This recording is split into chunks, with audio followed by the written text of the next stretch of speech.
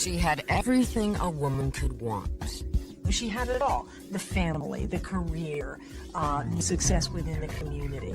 She made a fortune in the boom years of the 1980s. She was a smart person. She knew the industry. She had a rich doctor for a husband. They made a very nice couple. They looked terrific.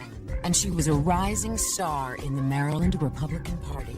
But when she lost her bid for the GOP Senate nomination in 1994, Ruth Ann swore revenge. A staggering tale of ambition, greed, and murder for hire. Next on Snapped.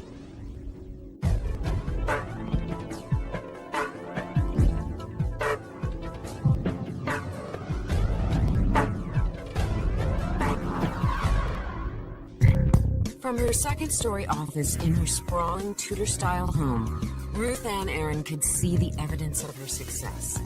Custom cherry woodwork framed a window that opened up on the wealthy and exclusive world of Potomac, Maryland. For Ruth Ann, it had been quite a climb. Ruth Ann Aaron had been born Ruth Ann Greenswag in 1943 in upstate New York. She grew up poor, and she and her family struggled to get by. She's got blue-collar roots. Her parents owned, a small restaurant in her hometown. Both her father and her mother worked in the restaurant pretty much 24 hours around the clock. Ruth Ann worked with them, and she never stopped working. She had lots and lots of drive, lots of ambition, lots of intensity. She was determined to make it, and you did get the feeling she pulled herself up. Her mind got her out of the restaurant and into Cornell University. There she earned a degree in microbiology and the love of a pre-med student named Barry Aaron. They married in 1965. He was very charming, down-to-earth, friendly, totally supportive husband. Someone like Ruth Ann, who tends to have what we call narcissistic tendencies, that tendency to see themselves as special and unique, those types of women tend to be drawn towards, and only drawn towards, those people who have high status and who can make them look good. By 1972, Ruth Ann and Barry had 2 children, Joshua and Dana. When Barry finished medical school, the couple settled with their young son and daughter in Potomac, an exclusive suburb of Washington, D.C. In Montgomery County, it's one of the wealthiest, most educated counties in America. By 1984, Barry's urology practice was a booming success. The couple became players in Potomac's high-powered social scene. They would be at every single major black tie event that raised money for something. They made a very nice couple. They looked terrific. She always presented herself well. She was always well-dressed. Dressed for success, in Ruth Ann's case. In her spare time, she began buying distressed property and soon had started her own development business. Ms. Aaron was a land speculator and desired to become an honest-to-God developer. It was a very important moment for her that she could now connect with status and a sense of achievement and approval and admiration outside the family. The real estate boom of the 1980s turned out to be a gold mine for her. I don't know of a single property she bought as a land speculator that wasn't profitable. But Ruth Ann's taste of success only seemed to whet her appetite. The money was nice, but in Potomac, the real action is in politics. She was somebody who wanted very much to be an elected official. She got a real desire to, as we say in politics, wear a silk hat. Politics is really a wide-open candy store for pathological narcissism, because each vote is often taken as an indication that somebody out there loves you, admires you, likes you, and wants to give you their vote. She started in 1992 with an appointment to the planning board, the most influential agency in the county. She was driven. She was focused in a way that you don't see a lot of people that driven and that focused. I mean, even most politicians take time off to spend with their family or go goof off. Ruth Ann Aaron made deals. And Ruth Ann was good at making deals. She leaned on people in the community who had expertise in politics, and she was a very shrewd, savvy politician, extremely competent, knowing what she wanted to do, very clear in her goals. A race for city council would have been the next logical step, but Ruth Ann had bigger dreams than that. After all, she'd never failed at anything before. Why not go big? The next thing I know, I pick up the newspaper and she's running for the U.S. Senate. She was well put together, elegant without being fussy. She had the package. She had the total package. And I thought this was an up-and-comer. Looking at her, if you were to watch her in action, too, she could be utterly charming. Ruth Ann's opponent was former Tennessee Senator Bill Brock, head of the national GOP. She was in for the fight of her life. She liked a good fight. She was ambitious. She didn't mind taking chances. And she would, if you got a problem with that, let's go out in the alley and, we'll fight. During the campaign, the primary, she was doing pretty well. She was apparently in the polls running pretty close to him. Against all odds, she was winning. Then, the Brock campaign got wind of a couple of real estate fraud cases from 10 years earlier. A bunch of investors sued Ruth Ann, saying that she had duped them. And they filed a civil suit. And testifying against Ruth Ann Aaron were two lawyers who knew the case well, John Harrison and Arthur Kahn. It then came out about this verdict that had been entered against her for fraud. Bill Brock picked up on this information and said that she had been convicted of fraud and running afoul of the law. When her poll numbers tanked, Brock easily won the election. Ruth Ann was livid. She blamed her loss on Kahn and Harrison, the two lawyers who had testified against her 10 years earlier. Ruth Ann Aaron just grew to hate those two men and saw those two men as the reason she was not a U.S. Senator. When you attack a pathological narcissist, you don't just hurt their feelings. You threaten to take away the defensive shell that they've built around this core system themselves. So the reaction can be quite dramatic, quite sudden, quite unexpected, and in some cases quite violent. Luckily, Ruth Ann had her family to support her during the tough times, especially her husband, Barry. He was always very attentive to her. He was almost secondary to her. She was always kind of center stage. He was always going to get her something to drink, and he was always very, very aware of where she was and what was going on. It didn't take long for Ruth Ann to rebound from her defeat, or so it seemed. But Ruth Ann's next political battle would reveal more than just her unbridled ambition. It would reveal that far from being the perfect political couple, the Aarons were finished for good. Ruth Ann Aaron had come a long way from the small diner in upstate New York. Here's somebody who already had everything. I mean, nice car, nice house, doctor, husband. What more could you want? This is a woman who went to college, had children, went back to college, put her husband through medical school, becomes a pillar in the community, becomes a millionaire real estate developer, and runs for the U.S. Senate. She may have lost her Senate race, but that didn't mean she was turning her back on politics. Far from it. There's a lot of social rewards for going into politics. People look at you. People perceive you to be somebody important. And to a person like Ruth Ann, a woman who had been at the lower level of the economic background, now has gone to the top echelons of society, and that would be very important to making her feel worthwhile. In 1997, Ruth Ann began a run for city council. As always, one of her biggest supporters was her husband, Barry.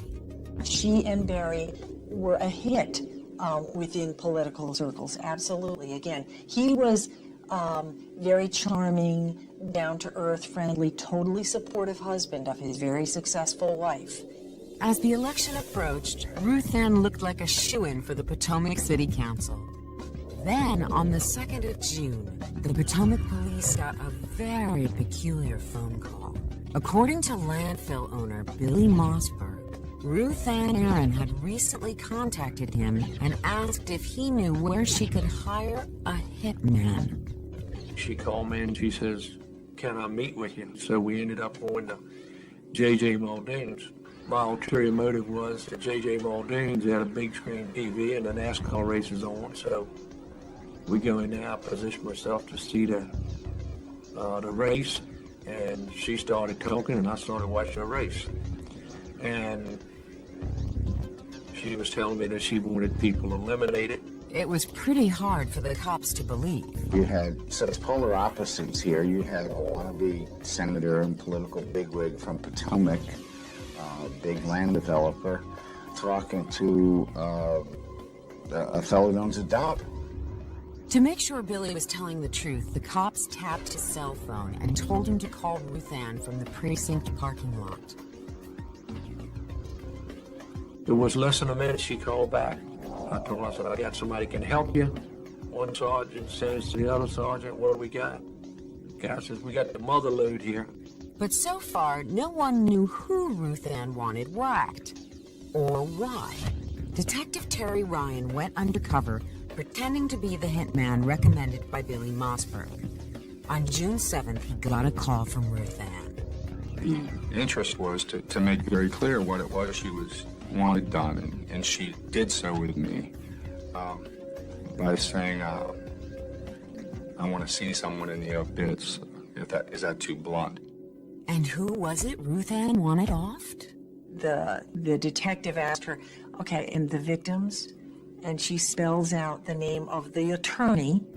Give me a ring. I want to see what I can find out. Okay, last name,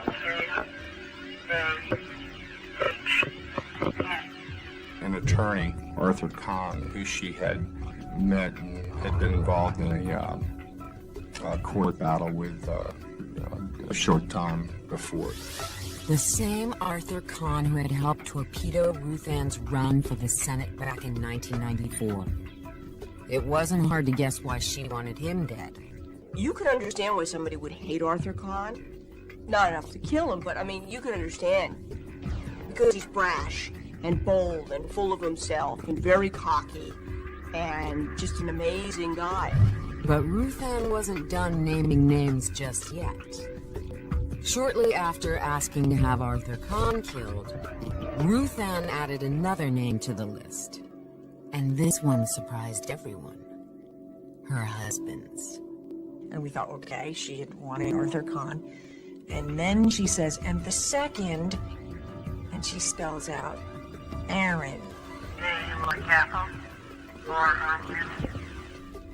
The methodical nature of that, just reciting it like she was ordering something from a store, it sent chills down your spine. It seemed her marriage wasn't quite as perfect as Ruth Ann made it out to be on the campaign stump. The Aarons were heading for divorce court.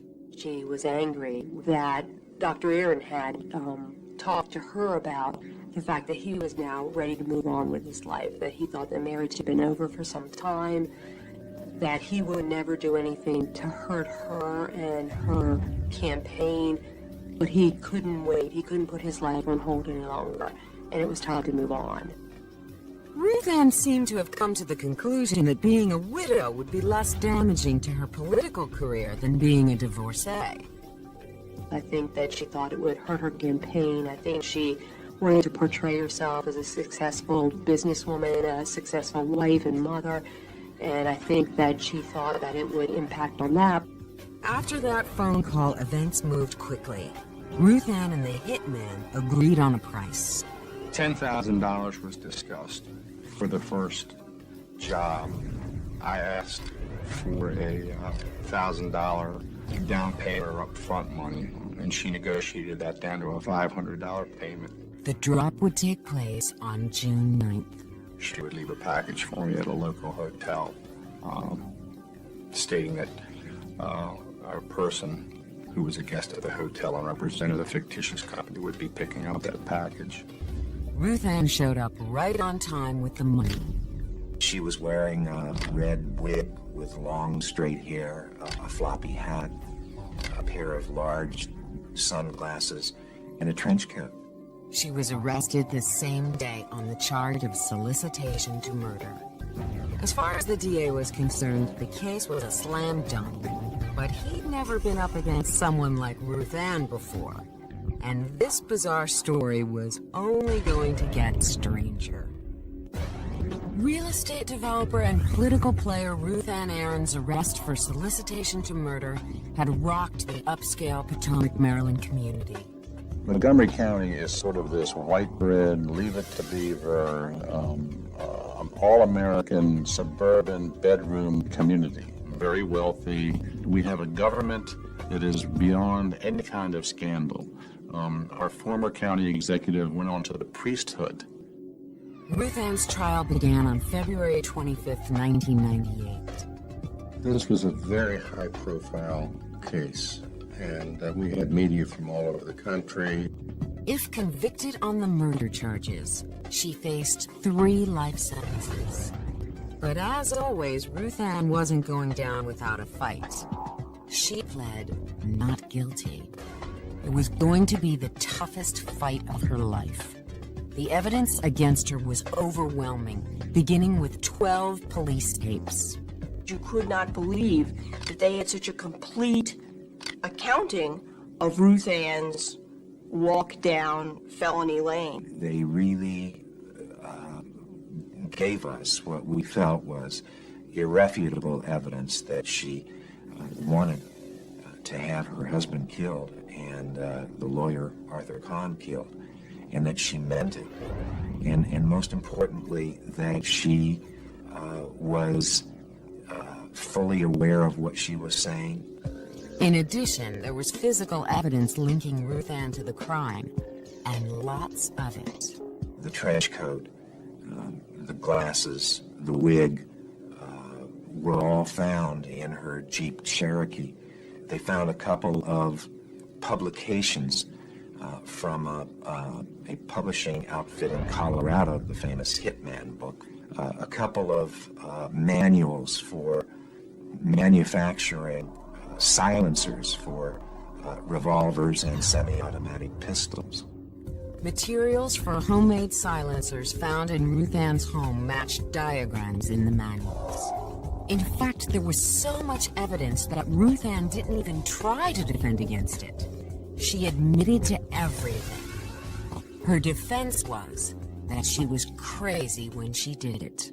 The defense was that she was not criminally responsible and that she had a mental illness.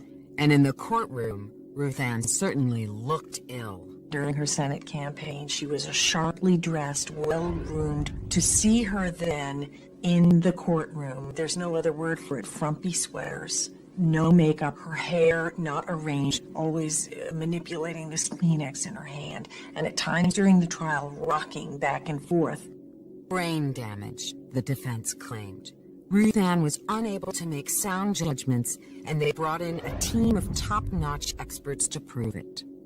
The defense team of psychiatrists, psychologists, neurologists, neuropsychologists, neuropsychiatrists put together a very broad band of diagnoses. She was manic depressive, she was bipolar, she was, anything you could think of. There was no end to the clinical explanations.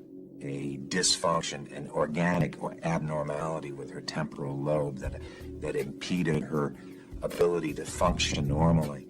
The prosecution countered with experts from a local psychiatric hospital who denied it all. Ruth Ann's lawyers next claimed that years of sexual and physical abuse by her father had clouded her judgment. No evidence, said the prosecution. We spoke to a large number of people who had known her for years. They said that she had never made any disclosure or given any indication that anything like that had ever happened.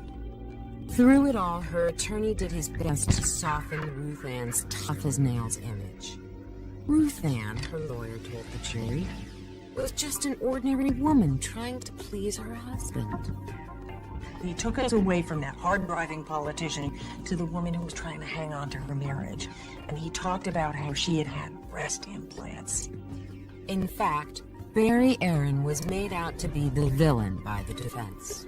Defense lawyers essentially painted him as a man who did anything he wanted to, that she was mentally anguished by his carrying on. Her husband's testimony did support the view that the marriage was a very rocky and tumultuous one with a lot of ugly scenes.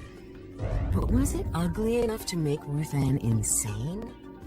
That would be for the jury to decide. Closing arguments were made on March 25th. The jury was out for 5 days, but no one was worried. Everyone knew what the verdict would be. Then came the stunner. The jury was hung. There was one juror who was not willing to change their views, so it was clear from my notes from the jury and my conversations with the juror that they were not going to be able to reach a unanimous verdict, so I ultimately declared a mistrial. That juror was an instructor for emotionally disturbed children. She believed that she was emotionally disturbed, Ruth Ann, and that she didn't think that punishment was the appropriate remedy for that. Ruth Ann Aaron was free. She got away with it. At least for a while. Almost immediately, the state of Maryland began proceedings for a retrial. And once again, both sides were gearing up for a major battle. But just as the trial was set to begin, Ruth Ann did something completely out of character. She gave up and pled nolo contender, or no contest. She wanted essentially to throw in the towel. At her sentencing hearing on November 22nd, Ruth Ann spoke in court for the first time. Her main concern was her children, Joshua and Dana. What I remember of seeing the raw emotion come from that woman, raw emotion, real emotion, was when, at her sentencing hearing, apologizing to her children for what had happened. She offered them her heart and ended by reciting a Yom Kippur prayer she had learned as a child. Ruth Ann Aaron received 2 18-month sentences to be served consecutively in the Montgomery County Detention Center.